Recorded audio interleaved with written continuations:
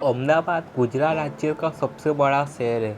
यह शहर पश्चिम भारत में साबरमती नदी के तट पर स्थित है। यह शहर अपनी स्थापना के बाद से ही इस क्षेत्र की राजनीतिक और आर्थिक राजधानी के रूप में कार्य करता है।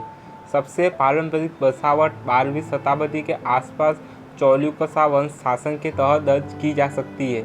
वर्तमान शहर की स्थापना 26 फरवरी 1411 को हुई थी और 4 मार्च 1411 को अहमदाबाद शहर प्रथम द्वारा इसे राजधानी घोषित किया गया था। गुजरात सल्तनत को एक नई राजधानी के रूप में सल्तनत के शासन के तहत शहर समुद्र हुआ और उसके बाद गिरावट आई जब राजधानी को चपनेर में स्थानांतरित कर दिया गया।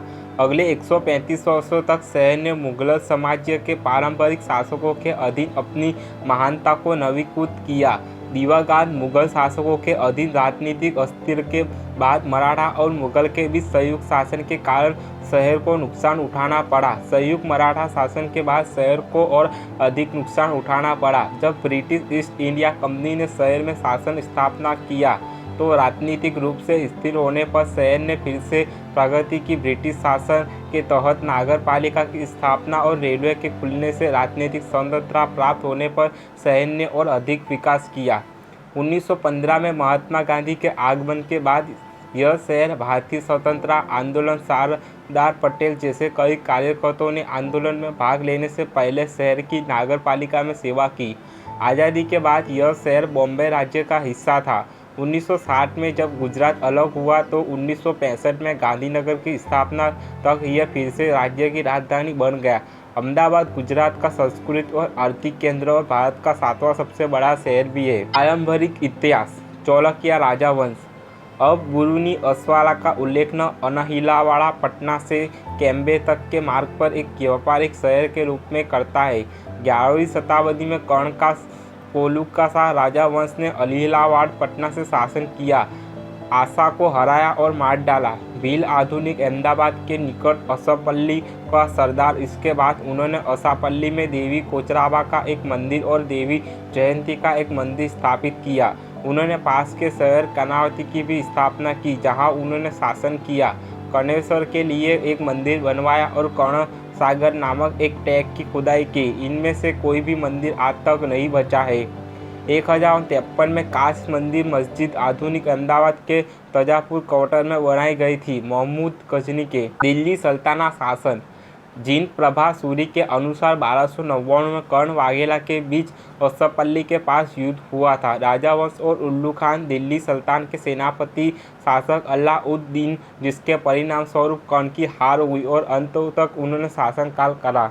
गुजरात सल्तनत शासन 1411-1572। जफर खान मुजफ्फरदी वंश को गुजरात का राज्यपाल नियुक्त किया गया। 1391 में नासिरुद्दीन मोहम्मद बिन तुगलक चतुर्थ जफर खान के पिता साधारण तनक ने इस्लाम अपना लिया। वजी-उल्लाह मुल्क का नाम अपनाया और अपनी बहन देवी फिरोज शाह तुगलक से विवाह हुआ। जफर खान ने अलिहालवाड़ पटना के पास फरहत-उल्लाह मुल्क को हराया और शहर को अपनी राजधानी बनाया।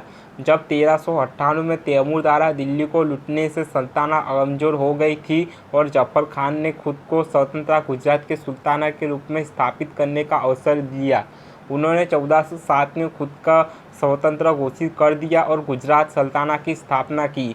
अगला सुल्तान उसका पोता अहमद शाह प्रथम ने एक भील या कोली को हराया, अस्वाला का प्रमुख और नए शहर की स्थापना की। अहमदाबाद शहर प्रथम ने 26 फरवरी 1411 को शहर की नींव रखी।